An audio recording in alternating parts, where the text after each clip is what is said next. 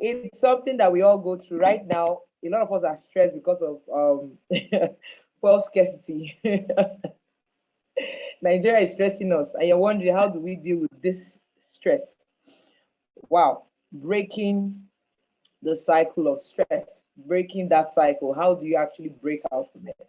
But I just don't want to ask you understand what the word means, because sometimes when we use a particular word too much, we tend to lose the meaning. It becomes more of a context. Oh, you are stressing me just because a child is talking to you, you are stressing me, and everything is now stress.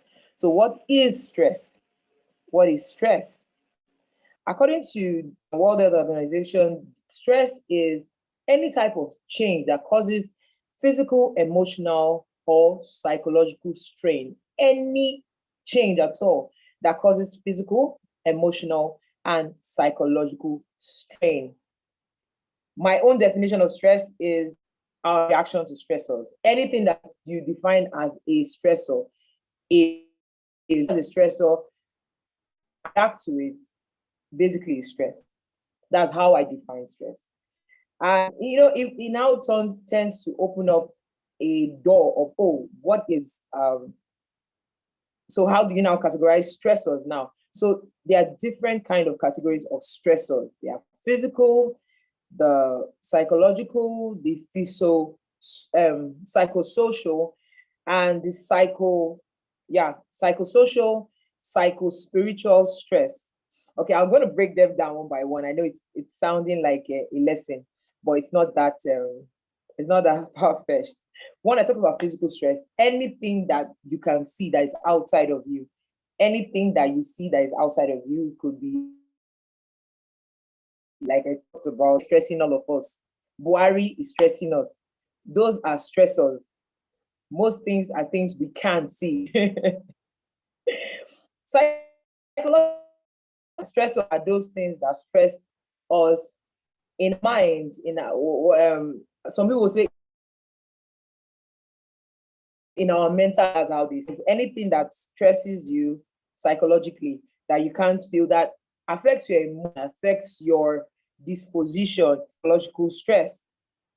Psychosocial is that psychosocial stressors are those stressors that are associated with our associate work, family.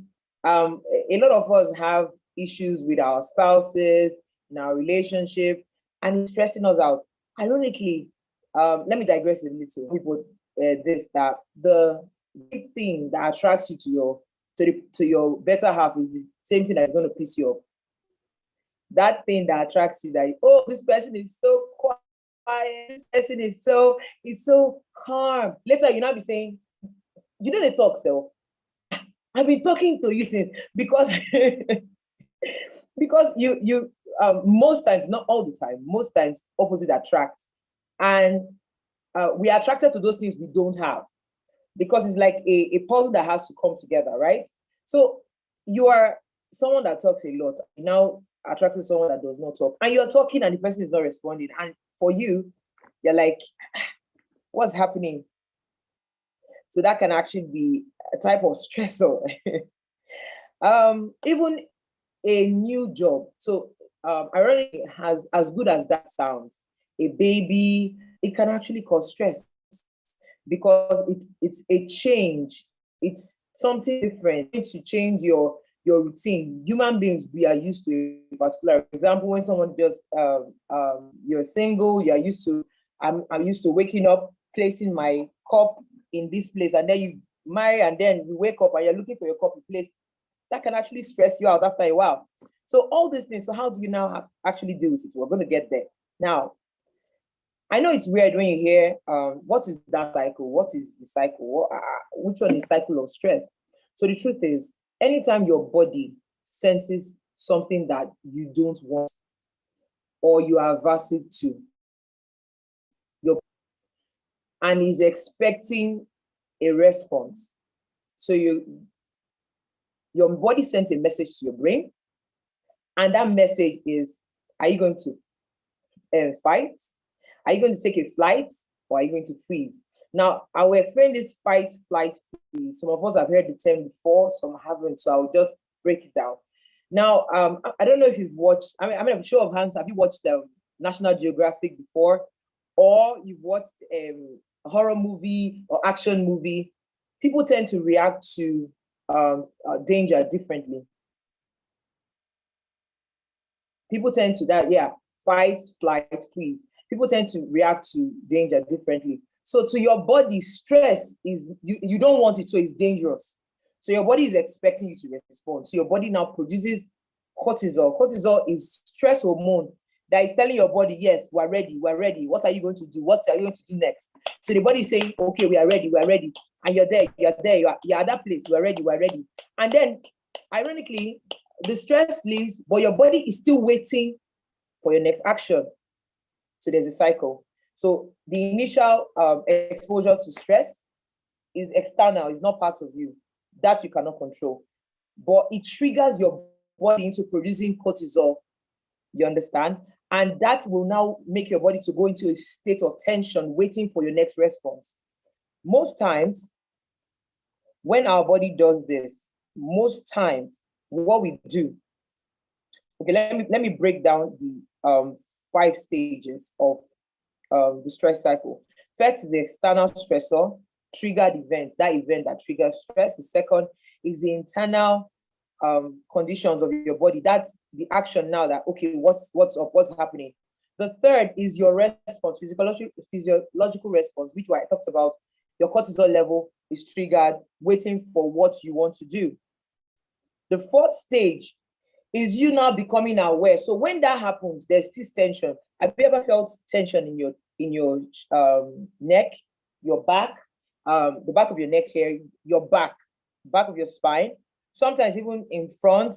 You feel it's because your body is, so in the days where we were in where we're in the bush, basically, those things were meant to help us. It's keeping you at alert because you're about to fight. You understand? It's saying yes, tension, oh yeah.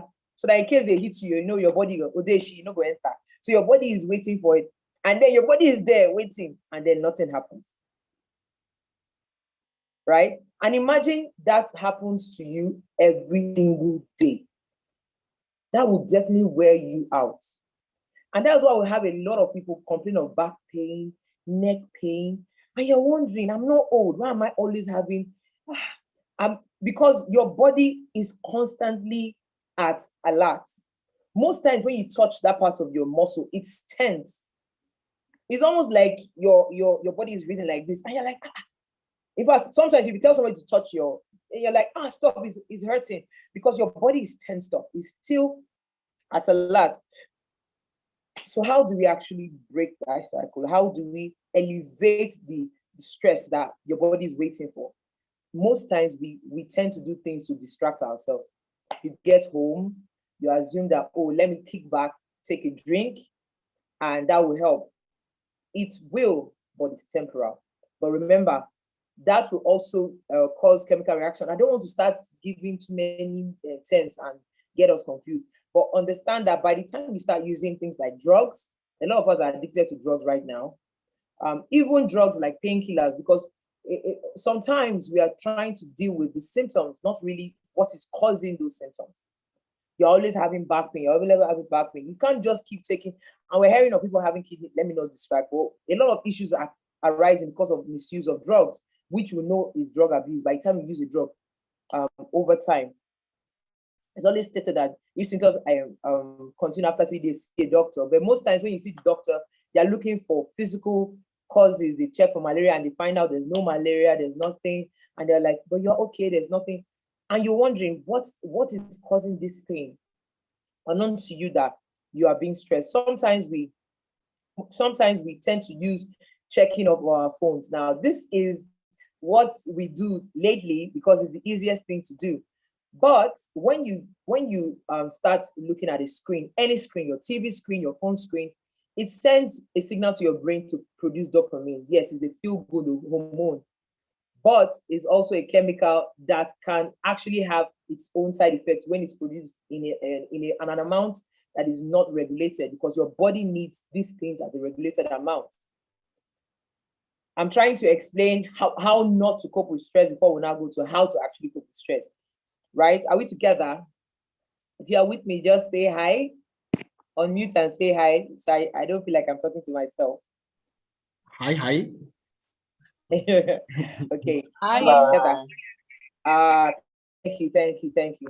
Because I'm an extrovert, so I get my energy when I hear people talk. I like that. It makes me energized.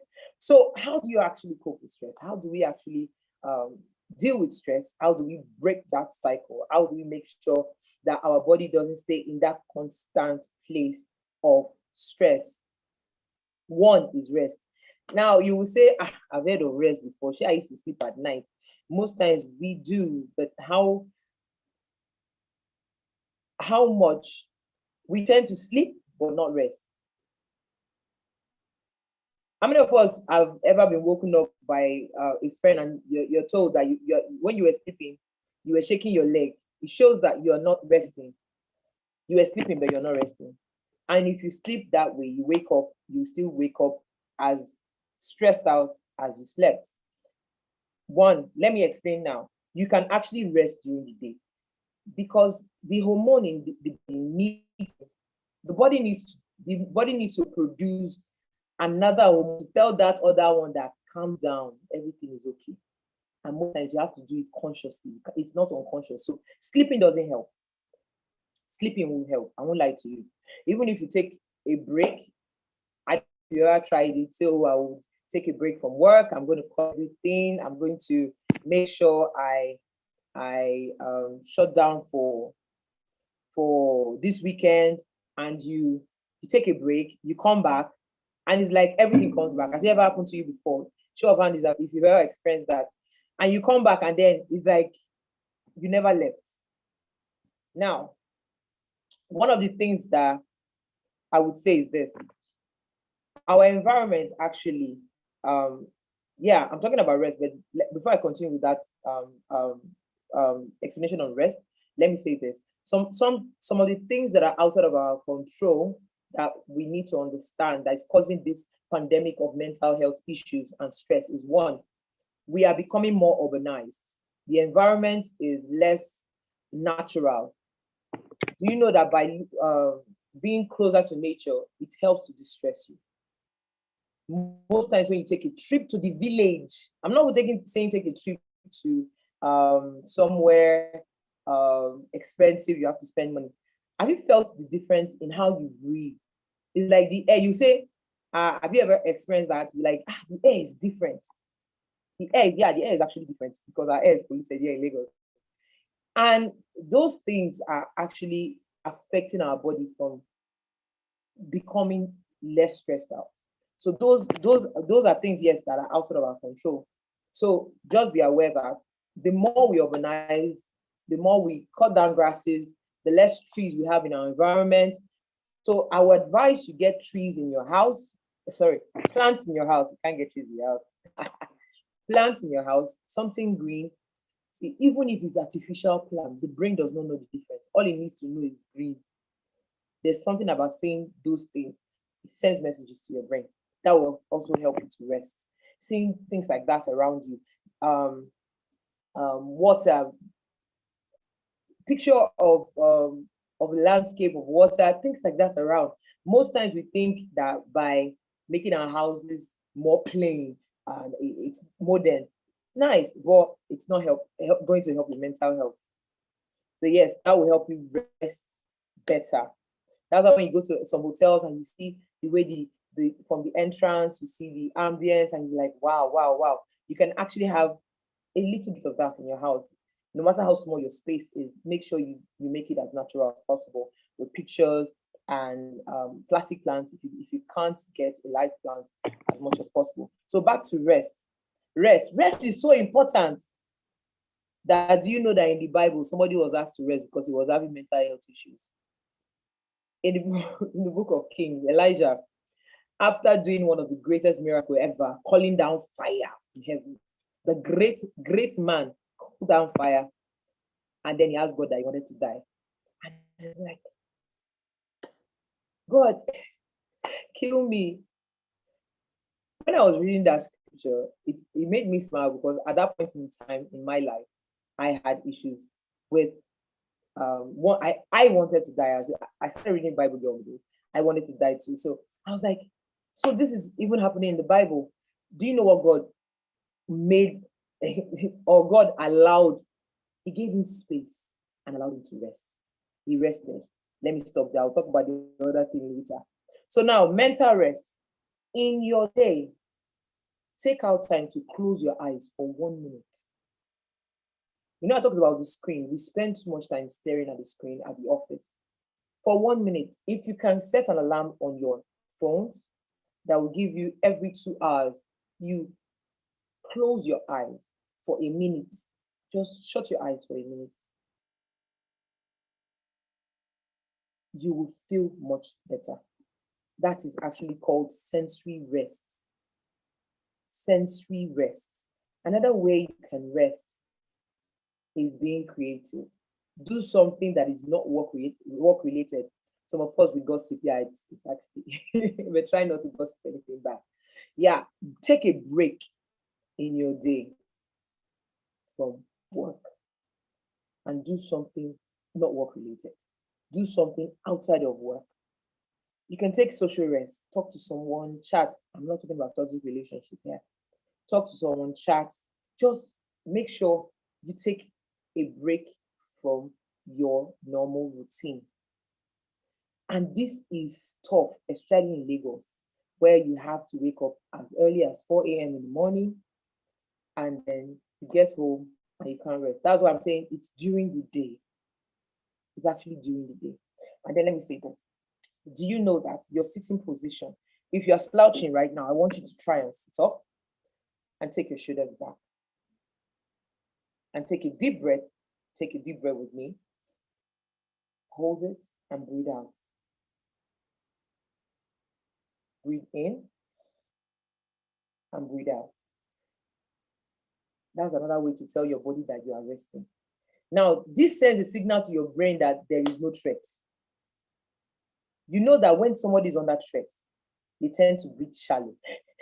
In fact, in horror movies and movies that they want to heighten the tension, you see that you hear a sound of someone out of breath. Most times we breathe shallow due to that. You might not even be aware that you're breathing shallow. So take a minute right now. Take a deep breath.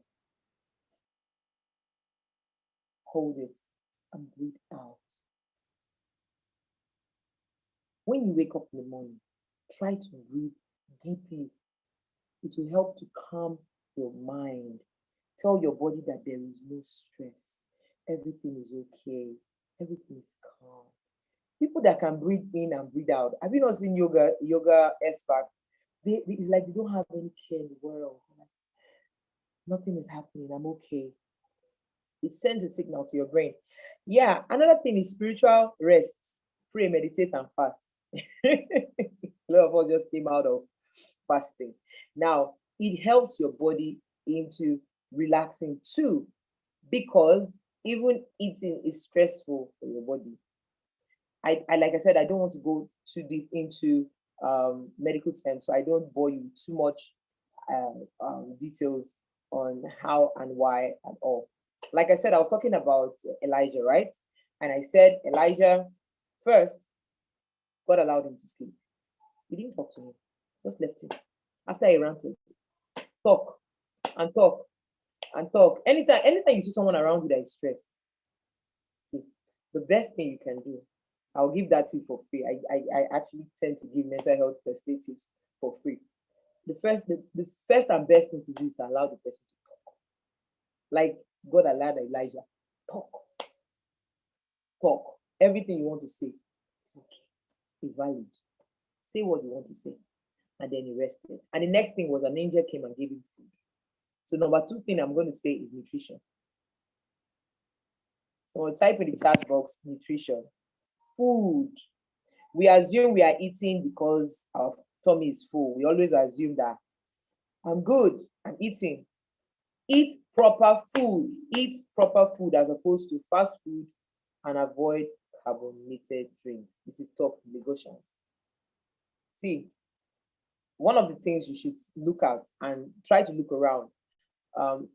we talk about, oh, our parents didn't used to have suicide ideation. We didn't used to say, oh, suicide attempt before. Why is it that we're hearing it now? All of a sudden, people are killing themselves. What is mental health self? Our parents did not, because they were eating well. They were not eating junk. It is the tendency or this of our generation right now to see eating junk as our right that is affecting us. So the truth is, the more you eat junk food, the more you are susceptible to mental health issues. Take it or leave it. You can say, I'm saying rubbish. You like your Coke. I'm not going to hold you. It's your right. You can do that. But please, please, please try and eat moderately. And the painful thing is we are now getting our children addicted to carbonated drinks. You know sugar is addictive, right? Sugar is even more addictive than cocaine. Check your research. Sugar is addictive. The reason why you tend to shake and it's like, I'm not myself until I drink that bottle of Coke, you're already addicted. When you feel you cannot function until you take a particular carbonated drink, you are already addicted. Remember, there was a time that WhatsApp shut down. A lot of people felt like it was like the end of the world. You're already addicted to social media. That's when they realized it's an addiction. Sometimes you detox yourself on social media. Detox yourself. As a lot of us, what I actually look forward to doing very soon is to have a mental health retreat where no phones, healthy food, and no technology. Just clear your mind. It's going to be tough because we are used to checking our phone. See, the first thing you do in the morning and the last thing you do at night is very, very important. The first thing you do in the morning and the last thing you do at night is very important. Some of us, the first thing you do in the morning is to eat. The last thing you do at night is to eat. Some of us, the first thing we do in the morning is to check our phone. The last thing we do at night, in fact, we sleep with the phone. We are watching the phone and then we sleep off. I was talking to a young man. He was telling me, I'm having I'm struggling with my mental health. I can't really handle it. I said, okay, what do you? Okay. He said another thing he told me was he tends to have nightmares. I said, okay, fine. What do you do before you sleep? I said, because sometimes our nightmares are actually projections from what we see. He said he's on his phone first. I said, no, try as much as possible. The first thing you do in the morning and the last thing you do at night is set a pace. It sets the tone of your day. Some of you wake up depressed and you're wondering why. Some of you wake up stressed and you're wondering why. Why won't you be stressed? Because you are now checking the price of dollar at night. In fact, you wake up in the morning, the first thing you check is the price of dollar. It might be your business routine, fine. But let it not be the very first thing you do. Pray, meditate, study your Bible. We tend to see now. The more I go into psychology, the more I see that they are stealing some of the things that the Bible has told us as what we should do. Remember, the Bible says that as a man thinketh in his heart, so is he. And out of the abundance of the heart, the mouth speaks. What do you feed yourself with? So the truth is, whether you study your Bible or not, you are meditating on something. Some of us are meditating on what we read on social media. You're feeding yourself with social media comment. That's why you are now, in fact, when you talk, your ideology is what is on social media. It is glaring, it's showing. And understand that social media is actually a construct of the Western world. And one of the issues the Western world has is mental health issues. Are you seeing now? So it's like when you come in contact with someone that had COVID and you expose yourself to the person, you catch it. Mental health issues is just like that. If you do the same thing that someone that has mental health issues have, definitely you have the same issues. Ironic, but true. So let's go into nutrition a little bit further. Eating proper food. Eat food high in vitamin B, grain. Let me not waste more. Just eat food high in vitamin B. Beef, chicken, eggs are good. Nutritional yeast and food high in omega-3. And the cheapest food that has that is our very own Titus fish. I love Titus. So eat healthy. Sometimes trade that shawarma, my sister, my brother, trade that shawarma for potato and egg sauce. I know, yeah, you're craving for it, but don't let your body dictate for you what you should give. That means it's an addiction. Addiction is starting. You can't control what you do. It's like your body is now telling you what it needs. You should be in control of your body. One of the things I do is teach you how to build mental resilience, because in fighting stress, you have to build up your mind. And if you want to build up your mind, you have to eat healthy. You are what you eat. You've heard that saying before. Walnuts, magnesium rich food, fruits like banana, pumpkin seed is good, protein. I don't want to go and take much of our time on that. Avoid alcohol, caffeine, high sugar food, carbohydrates. Now, these things that are comfort, we call them comfort food. We take them because you feel by the time you take, your body feels better. Yeah, it's temporal. We don't want temporal fix. We want a permanent fix, right? Remember, we don't want our body to stay in that state. Some of us are already having issues with our back, even in our 20s, and you're like wondering, if you start eating healthy, trust me, you will see changes. Another thing you should watch out for is your support system, your support system, your support system. Support system can be your family, your friends. We were not created to be isolated. Contrary to what people say, no man is an island. This ideology we now have, selfish. No, I'm just joking. This ideology we have that I want to be self-made. I don't need anyone. I just want to make it by myself is one of the things that is stressing you out. I'm not saying you have to depend on everybody. I'm not saying that you're not lean and press somebody down either. But you need to have healthy support system. Healthy support system. Now, sometimes we tend to abuse support system. One of the ways we abuse support system is this. It now you now get to a point where without the support you can't be. No, that's not what I mean. That's not healthy. You have people when you need help, and you know when you need help. Knowing when you need help is a skill. A lot of us don't know how to help. I tend to joke about this. I think it started when we were in school. We're taught to work on our own. So much so that even when we are in an environment where you have a team, we want to do things on our own and be seen as the person that did it all. We don't know how to leverage on other people's strengths. We just want to do it by ourselves. That will stress you out, because it's telling your mind that you are in, like, it's a quarrel, like you're angry, you're not, you don't want this person, I don't want this person, you don't want this person. So anytime you see that person, the person is stressing you out. Know when to collaborate, know when to ask for help. Another thing you should do is to volunteer. See, when you volunteer, you help people that you don't need to ask for anything in return. It gives you strength. It helps you to build your mental strength. That will help you to combat stress. It will help you to combat stress. I don't need to flog that for too much. Movement.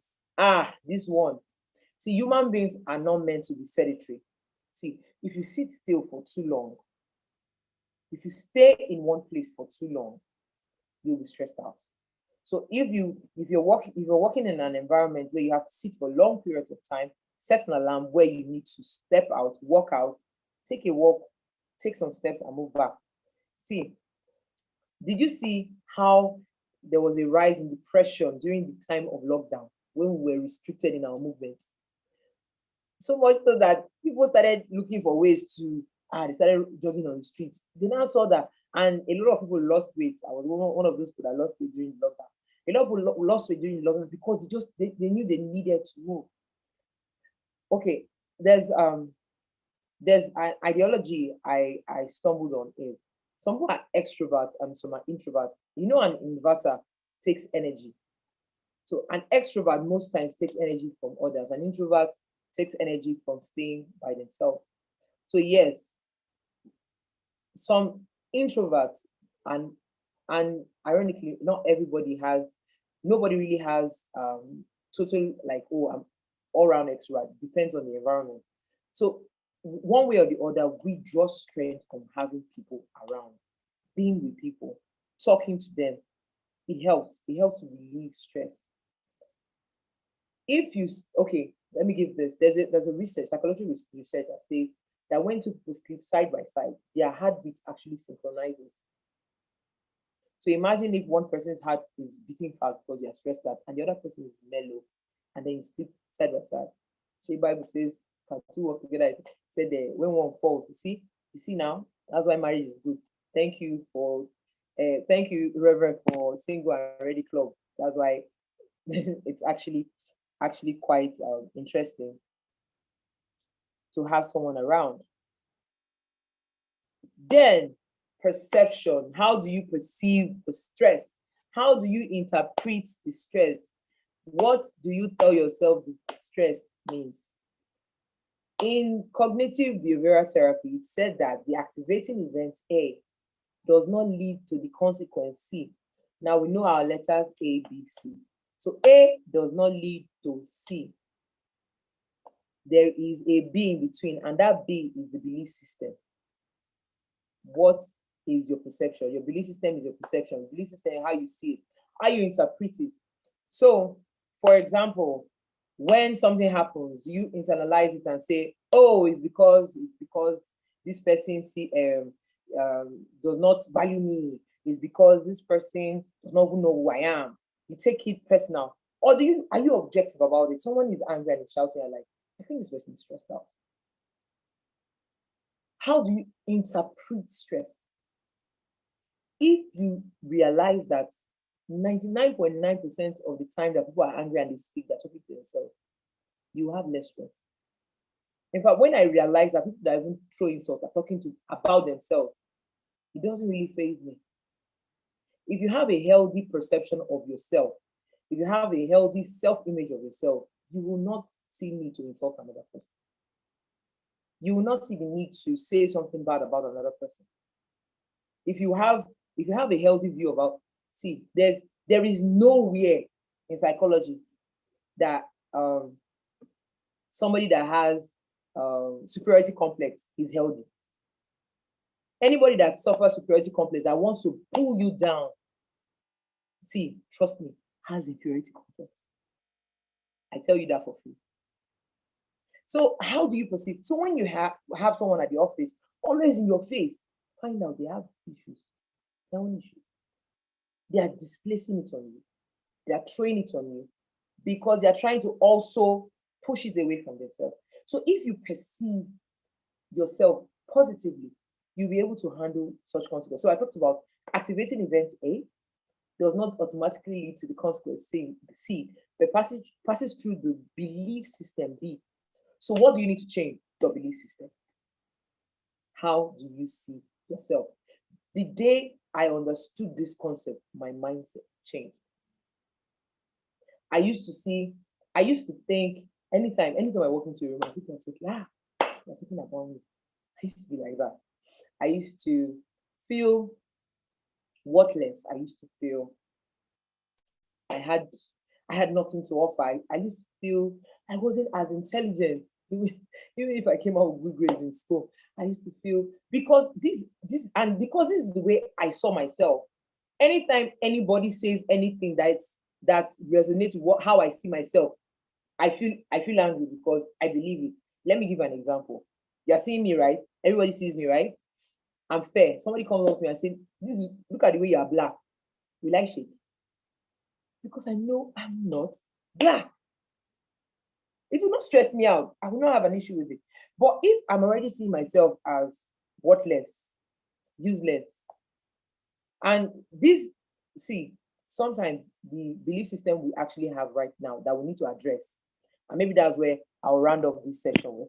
The belief system we need to address right now are those things that were told to us when we were growing up. So our parents did not give us healthy narratives about ourselves. All they told us was, and most people from our generation, but this generation is changing, right? Or most people from the older generation, the 80s, the 90s, sorry, not 90s, yeah, a lot of it still happened in 90s, 80s, and early 70s. We have parents that tend to always try to look for the faults in their defense. They were trying to make you or push their children to be better, thinking by always bringing out the faults, they were helping the child to improve, and they were never seeing anything good in the child. So the child will grow up to, oh, I can't do anything right. You think, drop it. You just, no. You just, so by the time you get to the office and you submit a proposal and it's rejected, you feel rejected. Are you seeing why you're taking things personal? Are you seeing why it's stressing you out? But if you see yourself in a positive way, if you have a healthy perception of yourself, you will not be fazed. Like I said, and I use an example, if someone walks up to me and says, look at the way you are black, I will take concern me. I will not even be moved because that's not my reality. So how do you perceive yourself? And there are two types of thoughts that come to our head: automatic negative thoughts and automatic positive thoughts. ANT and APT. Automatic negative thoughts and automatic positive thoughts. If you are the kind of person that anytime somebody calls your name, your heart just flies and feels what did not happen again, know that you need to check and change those negative thoughts and belief system that you have. Anytime something happens, you always feel it's your fault. I know you should be able to take responsibility, yes, but you should also be able to understand where your boundaries are when it comes to responsibility. A lot of us don't.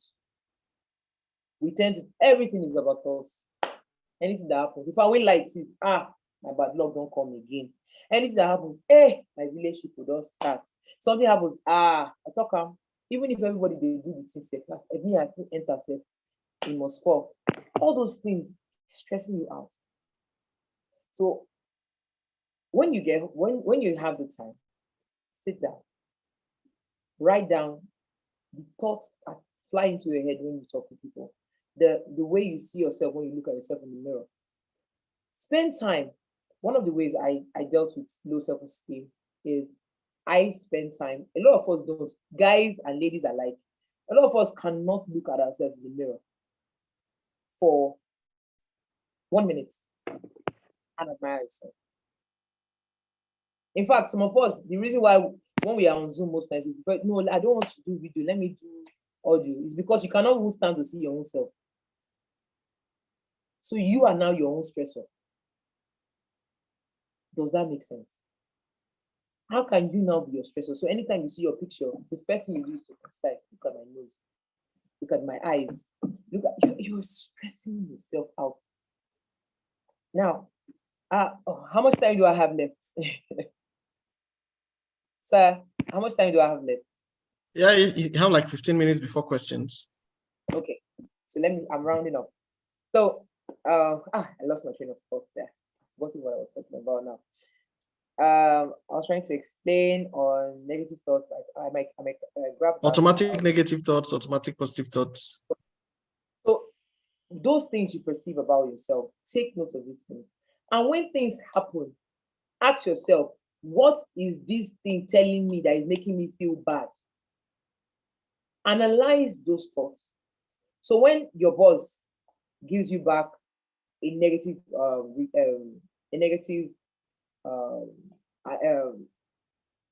or an appraisal that is not positive, right?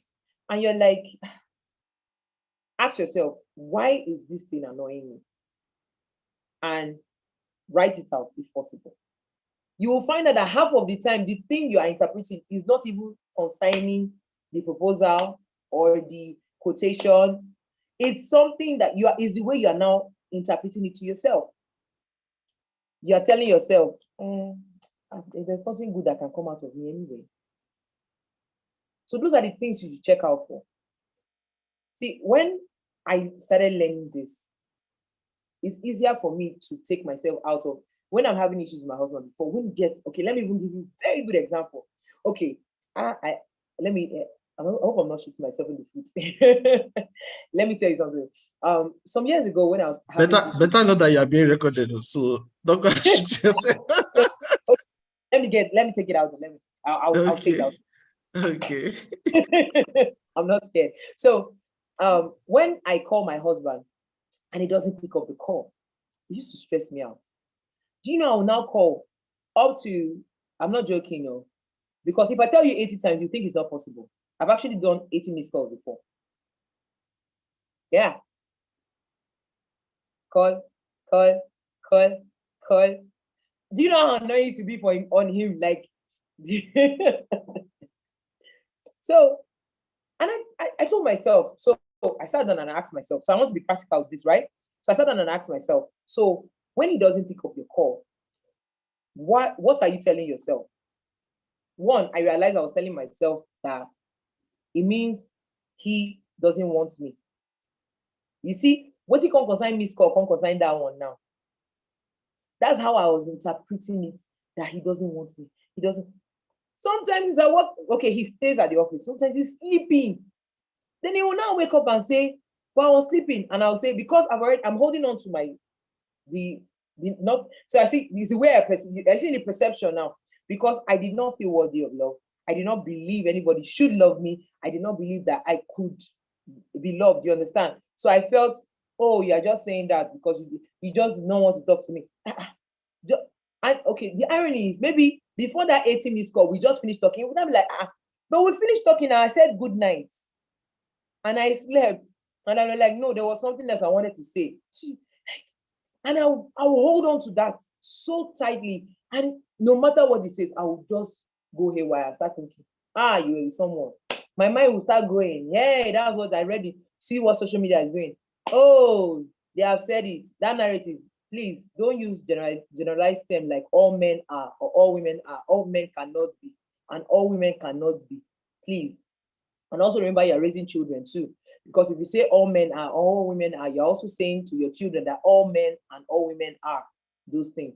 So those were the things that were playing out in my head because I used to read a lot of, that's why I tend to avoid, especially Facebook. I don't go there. If I want to go to Facebook, I just post and I leave. If you can't avoid, if you know you're not able to differentiate between what is like reality. A lot of people post a lot of things just to get people talking and all. If you cannot differentiate between those things and what is happening in real life, and understand that even if they say marriages are failing, it's still just a percentage. They are not talking about the good ones. If you cannot differentiate with it, please stay off social media, please. Because it's bad news that sells. Bad news sells. You keep seeing bad news. So let me round up because I like I said, I love talking about mental health. So I'll say this too. One of my slogans is this: sloppy success is better than perfect failure. Sloppy success is better than perfect failure.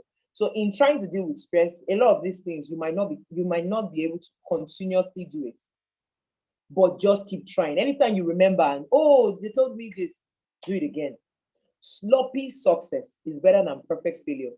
Don't just give up on it that, nah, I can't do it. I could not.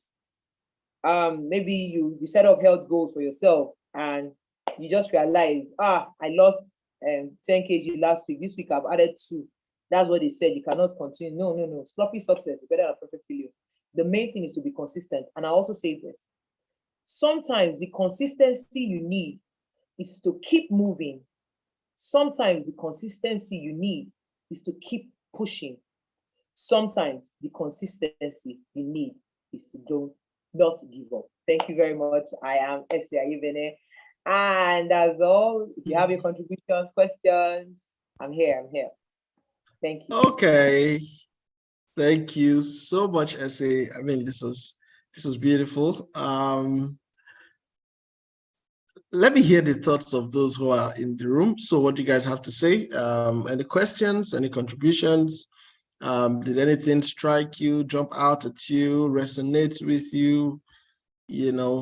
So let's take some feedback from the people in the room.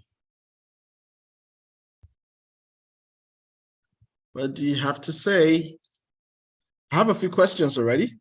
But let me hear from others, and then I'll start bringing them up. So please, those of you in the room, let's just, while you're thinking of what to say or your question, please just show some appreciation for the facilitator. It's been a great session. You can use the virtual claps or the chat room. Okay, so yeah, so my own question is this. You said something that I thought I saw myself in. You know, you said something like you could be sleeping and not resting. Please throw a little bit more light on that, and then how do we avoid that, or how do we overcome that?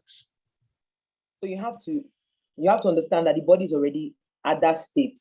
So it's not something that you can do unconsciously, like, oh, let me sleep, and then the body will repair itself.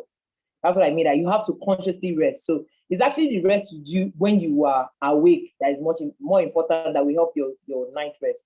So one of the things I do that helps me to distress is to work out.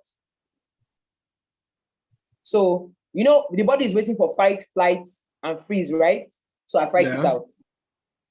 Oh, wow. So I fight energy, telling the body, okay, so when I'm at the gym, I tend to get intense. So even if you tell me, do 10, I will add 5 to it. You understand? I will make sure I get intense, lessen the body. I'm fighting, I'm doing it out. If you can do aerobics at least once a week, that will help. And you know, during an aerobic session, you move your hands, you move your body. You're telling the body now, okay, you're using up that energy. You will sleep much better. I used to suffer from insomnia, and I still do sometimes. So like lately, I noticed my hormonal level was just going up and down. So I just told myself I need to get back to the gym. I started working out, and trust me, I started sleeping well again. It helps your night rest. If you can actually work out every single day, take a walk, make sure you. So we think it's not about getting tired. So trekking is not exercise, because your body knows. Your body knows. No. You need to explain this one, though. Yeah, you need to explain it, please. Someone said something. Yes, my name is Choma. You said that trekking is not exercising. Yeah. Please explain. Okay. Your body knows. Please explain. So, like I said, you are trekking because you want to go from point A to point B. You're not doing it at leisure. So your body knows that it's meant to achieve a purpose. When you take time to exercise, it is outside of work most times. So if you're going to trek, if you're going to say you want to use walking, I'm not saying trekking, but you understand what I mean, say trekking, Sha. So you need to get from point A to point B. You cannot deceive your body. You're on walk mode. I'm doing this, I need to achieve. Do you understand? It's different from I'm going to take a walk and take a deep breath, you enjoy your scenery. When you are trekking, do you notice what's happening around? Do you understand? I don't think so. Yeah. Except if you can, like for me, one of the things that helps me to distress too is, like I said, being in nature is actually quite good. If being in nature is very, somebody said no. When you're trekking, you cannot see the environment. When you're going to, you're seeing. So when you are taking a walk, you enjoy your scenery, you enjoy the environment. A lot of people exercise and still not lose weight because their body has not seen what they are doing as exercise. They still seeing it as work. Try. You hear of people that they will go on diets, they will go on. You understand? So it's okay. One of the things is this: if you want to lose weight, let me give that tip. If you want to lose weight, one, you have to accept yourself first. You have to love yourself. Because like I said, you cannot look at yourself in the mirror and be angry. So telling yourself, I'm fat, look at my head, that will not help you lose weight. It's only stress you out. Wow. And when you're stressed, your hormones will not be balanced for you to lose weight. So cortisol level, when your cortisol level is raised and you are stressed out, your body conserves fats. It holds on to fats. because you need energy to because okay, in war you don't eat much, right? So you need energy to fight. So the body will now say, okay, I need to store fat, I need to store fat, I need to store fat. So when you are stressed out, your body will keep storing fat because it feels it needs to help you save that fat for what you want to do. So when you look at yourself in the mirror, when you see yourself, how do you perceive yourself? That will help you. Like I said, trekking is not. So if you can take a walk, or you can actually perceive that trek in quotes as it's not stress. Wow, look at this building. You turn around. If you can actually trek like that, fine. Then trekking it will favor you. But trust me, it's another walk again. It's like I can you know that I will not be looking around when I need to get to. You understand? Your mind is already focused, so it's stressed out. Wow. That will help you to calm yourself down. But you've heard this before, sir, coach, that a lot of people say diet is not working, exercise is not working, and stuff like that. Of course, yeah. Yeah, you might have to check your hormonal levels. You have to get to the hospital and tell them to check. Some hormones are just haywire. And then you now have to check your diet, what you're not eating, what you should be eating that will help your diet to regulate itself before you can start losing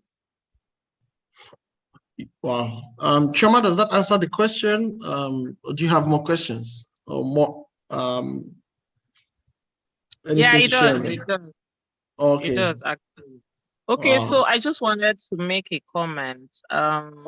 Especially when ST made a reference to calling someone and the person doesn't pick. It's something that I believe almost all of us can relate with. You call someone, and especially when the person doesn't return your call till after 2 or 3 days, or either the person doesn't even return at all, or you meet the person. You know, it always has a way to make you feel out of place. But you know, at least with this session, I'm able to know what steps to take further from now on to also protect my mental health. Thank you. Yeah. Awesome. So much. Thank you so much. Awesome. Thank you. I make excuses for people now. I tend to make excuses because most of the times that you actually feel the person is like ignoring me, doesn't like me. If you take a step further and ask, oh, are you okay? You will not hear that. Oh, sorry, I was sick, or I lost my phone. I could not recover chat. You will not be like, oh, I was just worried for nothing. Also, I've missed business deals and contacts and people that would have helped our lives because we tried to reach out and they did not answer us and they just thought, they rejected me, and you left it at that. Wow, you know, this is what I'm picking from this is the impact of the mind on some of the physical things we do and we see. Because with this trekking example you gave, I mean, it's just busting my brain. You know, you are trekking because there is no bus and you have to get to that place quickly. And in your mind, you say, okay, now exercise. And at the end of the day, your brain knows that this is work. Actually, you are angry. You wish there was a bus or a vehicle to take you, and there isn't that. So you're actually stressed out, you know, but unknown to you, you might just say, at least I mean, I used to do this a lot. I'll check my steps. I'll say, okay, at least I don't count steps today. At least I don't do 6,000 steps, you know. But I'm just seeing that if the state of the mind wasn't for rest and deliberate exercise and enjoy the process, then what's actually registering is work and stress. Wow. I'm just thinking of what other examples that, you know, people think, and, you know, you said something about gymming too, you know, hitting the gym and stuff like that. And you're not doing it from a state of mind that is empowering and assuring and, you know, just enjoying the process. So for my own experience, I joined the gym in 2019. I saw no improvement. I was weighing 108 and I gave up myself. I said, okay, so fine, I can't lose weight. I'm going to enjoy the experience. I'm going to love myself. I'm going to accept this new fat essay. You understand? I just told myself I was just going to love the, you understand? Like I've had children, Abby. I'm married. I'm not looking for a husband.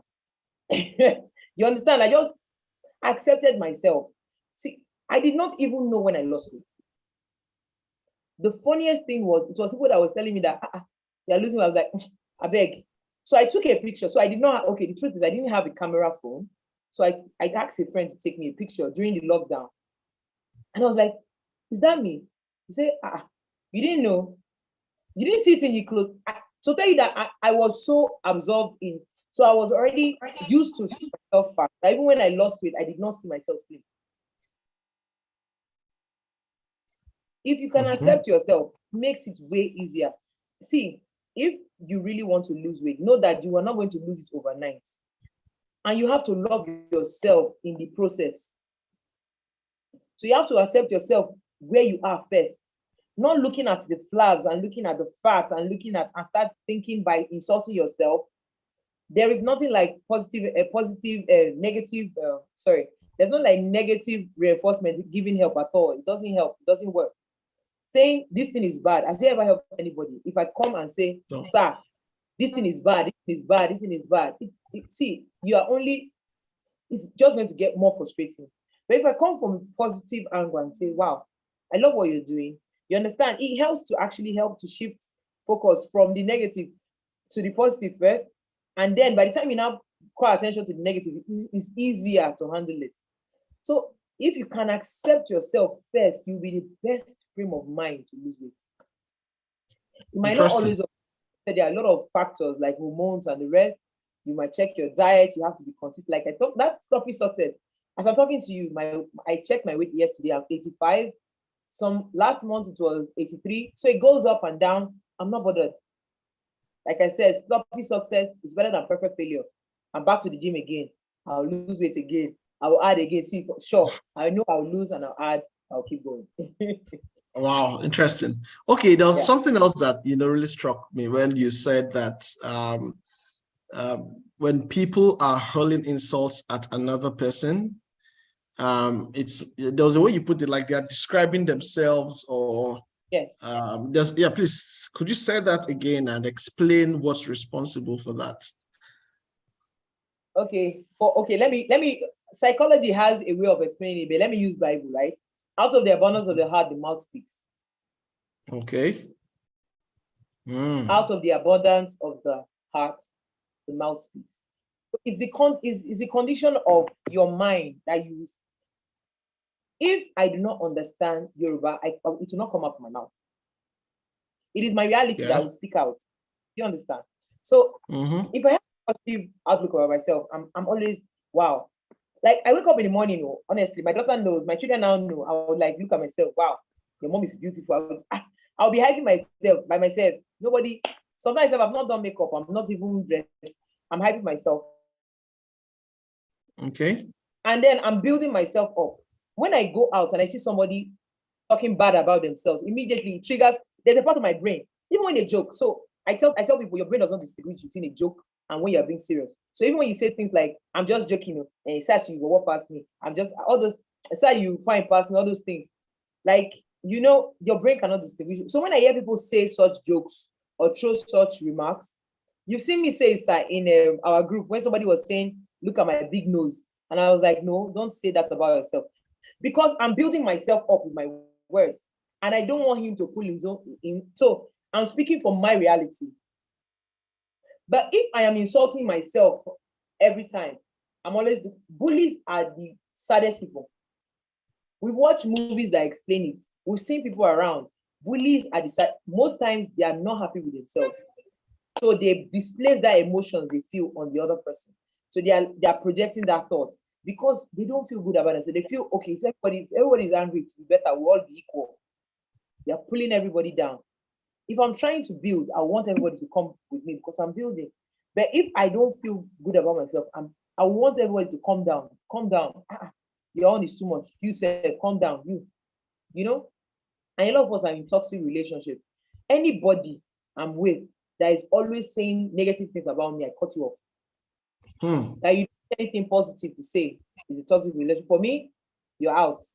I'm building my mind, my thoughts. I'm trying to change my negative thoughts I've raised myself with, or I was raised with, and I don't want anybody to add to it. So anytime I hear anything like that, I'm like, no.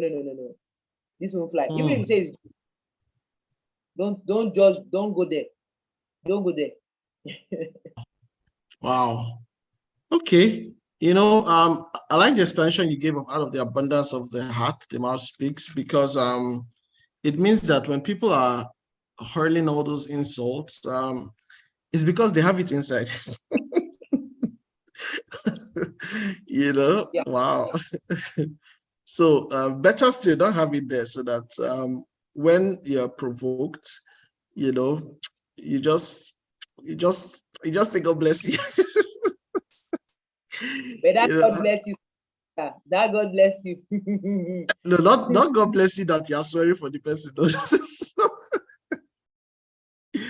You know, but this really cuts this I can relate to this very personally. You know, I can relate to this a lot. Well, let me not do all the talking. Is there any other person who wants to ask a question or wants to make a comment? We're already almost done with this. We're done with the session. This is the Q&A. And I want to take two people before we call it a day. I'll just talk about a few things we're up to, and we'll call it a day. So, any other question, any comment, any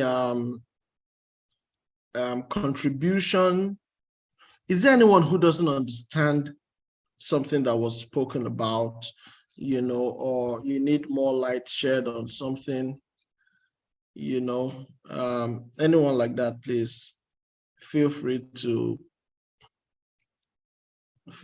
ask. Okay.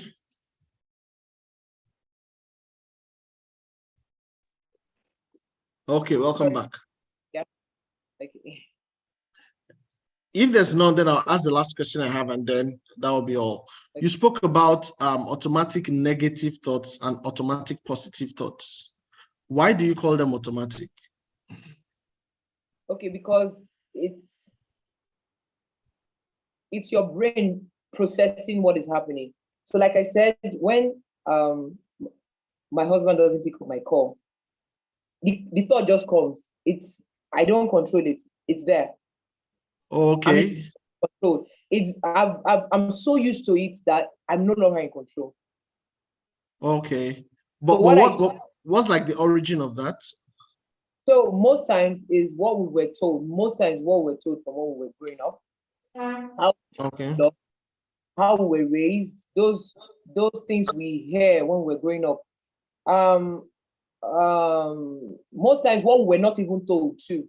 Like most of us grew up in an environment where we were not told I love you. Yeah.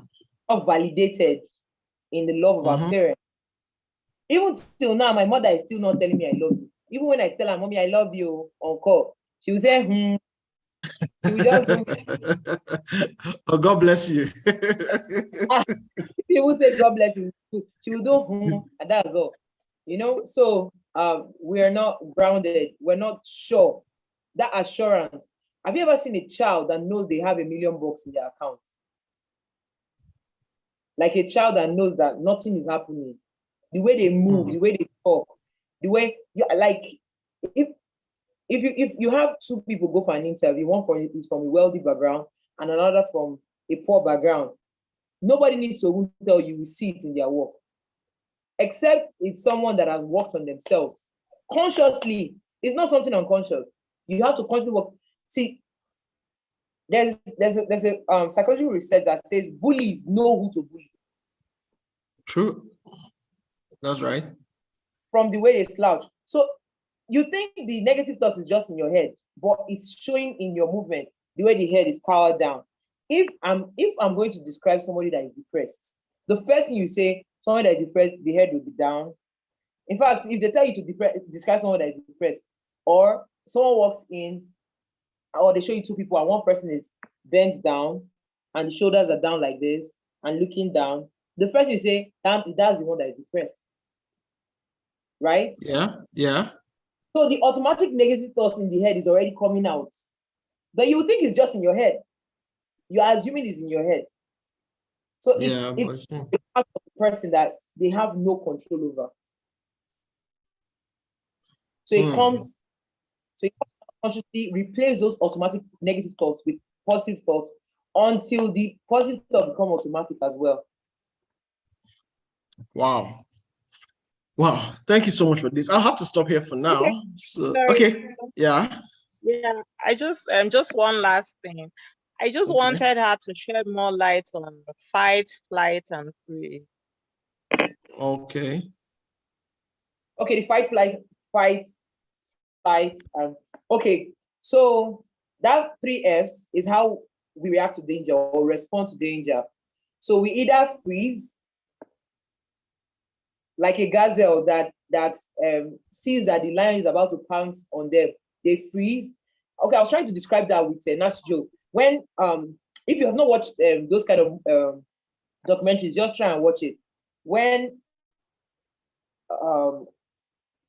an animal sees positive threats, they either run or freeze because they are like confused, or they fight. And this also happens when we experience threats. That's when you hear that somebody was raped but did not fight. The person froze. So fight, flight, or freeze. You know, be wondering, why did the person run away? The person froze. Why didn't you shout? You understand? Why didn't you shout? The person froze. But it's for most people, it's hard to wrap their head around it. Like, people actually freeze. Yeah, we do. It's just like sometimes when you're about to cross the road and you are seeing a car that's almost hitting you. Instead to jump from the road, sometimes you now freeze and you wonder, why did I not stop now? Why did I just jump? Why did I fly? Why did I react like this? The body is in a state to choose either. It should just be random. It could just be random. Except the person has been trained on. That's why you train yourself in self-defense.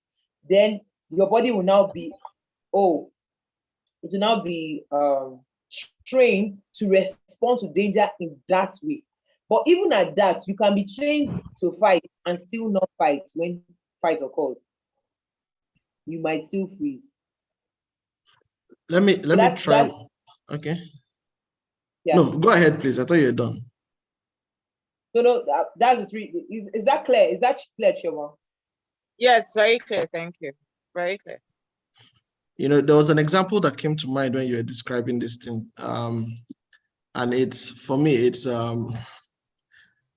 when you've been pursued by a dog before, and then one day you get into a compound, you're walking into the compound, midway through from the gates to the main building, and you see a dog just walking out the back, you know.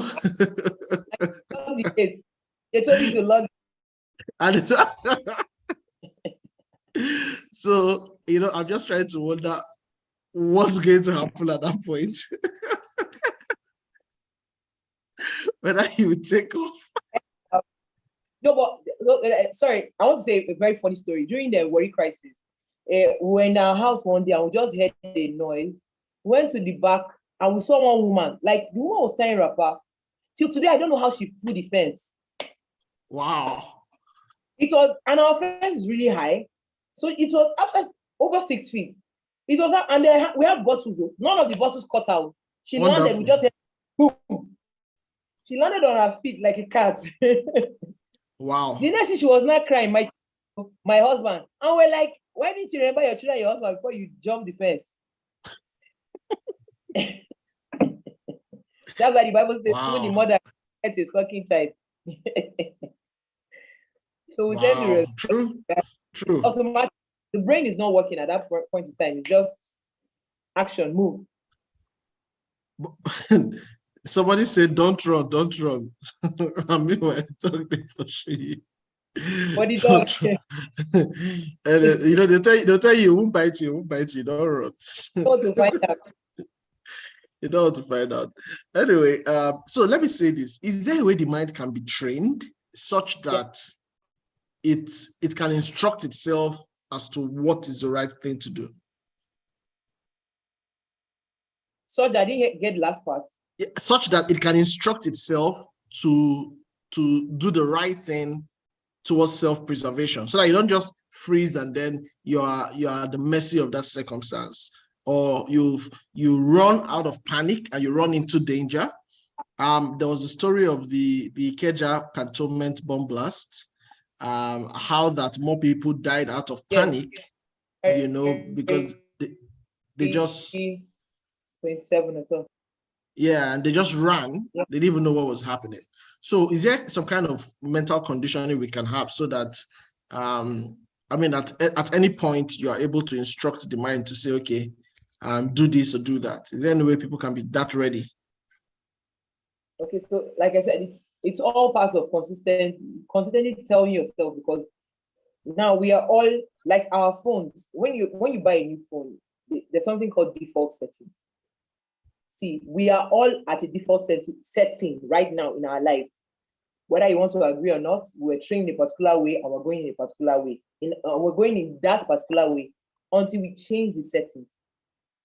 Yeah. So it's if you learn more and prepare yourself mentally by telling yourself when something happens, you don't run. Okay, so contrary to how people grow up, where I grew up, my dad was a fighter. So there's something he will always tell us every time. He kept repeating it. So we grew up with that ideology. He will tell us over and over, when something is happening, you don't run. Look for where the thing is coming from first. Till now, that thing is in my head. So when people are running, the first thing I do is to look, what direction are they running from? What are they running from? Because sometimes you might run and end up running to the direction of where the thing is happening.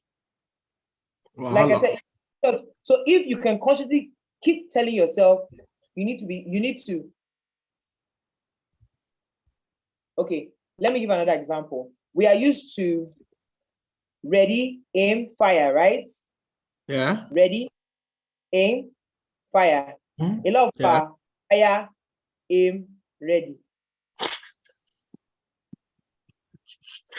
Just fire first. Yeah, just fire first. Just do something. Just picture. So it was you people like that. You see it in all they do. It's not just in the fact that they run away from. You see it in everything they do. So it's a conscious effort to tell yourself that I need to prepare. I need to be more prepared. I need to be more detailed. You will do it in the little things and it will spill into other things. True. So it's not an isolated. Most times, find out it's not an isolated event where people say they run randomly. It's not isolated. It would have happened in other parts of their lives. They would have done things without thinking. They do things without thinking. Say I'm spontaneous, that's how I am. It's good. I'm not saying it's bad, Sha. I don't know if my husband is going to watch. Please be spontaneous, so I beg. But my husband is not a spontaneous type. When I say, you see, that's this is what I'm saying. They're processing. Okay, yeah. Okay, let me. Okay, do I have time to say something? That? After that, we're closing. Yeah. So we have introverts and extroverts. So extroverts. I was going to come there. And introverts process things inside. An introvert can process it inside for 3 days, sometimes even 1 year, before they will go to a conclusion. An extrovert will tell you that they are going to do something and they have not done anything, because they are still processing. They are telling you outside. And the more they talk about it, the more they are processing. But to an introvert, you're telling me what you're going to do, whereas the person has not decided yet, is still processing. So that's spontaneous. You understand? There has to be a balance. So for me, I realized that I'm more of an extrovert. When I was sharing with you, I talk about a lot of things, and I realized I'm not doing most of the things I want to do. So I'm learning now to be more of an introvert and think it through. So by doing that, it's going to spill over into all I do. I'll think first. I'm thinking. I'll take my time. I'm not rushing. I'm not in a rush to make a decision. You can't rush me. You understand? And all. So we can train our thoughts in little things. Something as little as planning your day, planning your week, planning your year can actually help you to be more organized, focused, and not be fire ready. Wow, thank you so much. I have to stop here right now. But you've said so much, and I'm glad that this is recorded and it's also being streamed on YouTube. Okay, so if there is no other comment from anyone and or contribution, I'd like us to just in the comment section, just help me say thank you, Essay. Just appreciate her in your own way for her time and for these priceless wisdom she has shared with us. Okay, for me, one of the biggest takeaways here is how to sleep well. That's a big one for me. And also how to, that breathing, you said to breathe in and out softly, and then that thing about the mental conditioning when you're doing something, whether it is work or whether it is rest or leisure. So thank you so much for that. And that will be all from here. Just before we go, yeah, someone says thank you. It's been an insightful session. God bless you. Yeah, thank you. Yeah, number of thank yous. Yeah. Okay.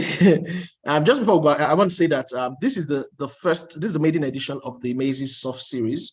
And SOF is an acronym that stands for Success, Relationship, Finance, and Family, and Faith, rather. Okay. Now, what happens is I'm going to be having these webinars every month, and we're going to be talking on different. Somebody said I like sleep.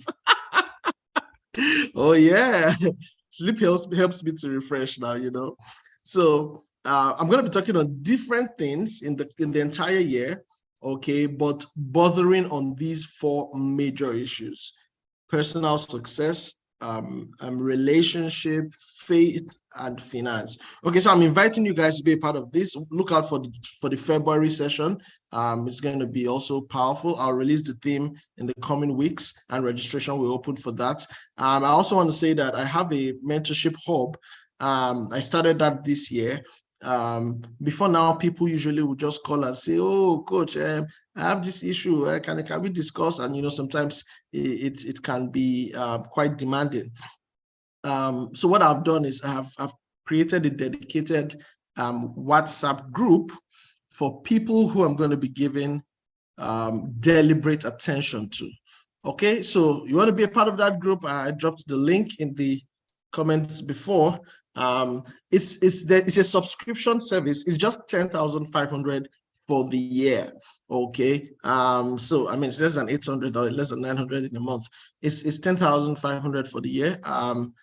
And then there are a number of dedicated trainings that I'll be having and certain privileges that I'll be giving to people in that community. Okay, so you want to check that out and do well to fall in, or just copy the link and save it somewhere when you're ready. Jump in or recommend it to somebody who you know would need it. We're in an age where a lot of young people are making terrible mistakes, because they lack mentorship, because they lack funny enough, I think this generation even lacks some of the basic values that some of us grew up with. And we're not even so old, So there's a lot we have to teach, the coming generation. I think you can refer anybody who you think is just doing one, can refer them, let them come, and let's help to give them some wisdom and some sense. Okay, so much for that. Thank you for your time. God bless you guys. Thank you for coming. We hope it's been worth your time. See you again in February. And till then, have a very refreshing night. Please sleep well this night. And then, okay, that's all. Thank you. Someone says the flyers and themes should come out early for publicity. Oh, yes. Subsequently, it will be more, it will come out much earlier. Okay, that'll be all for now. Thank you, everyone, and God bless you guys. Bye.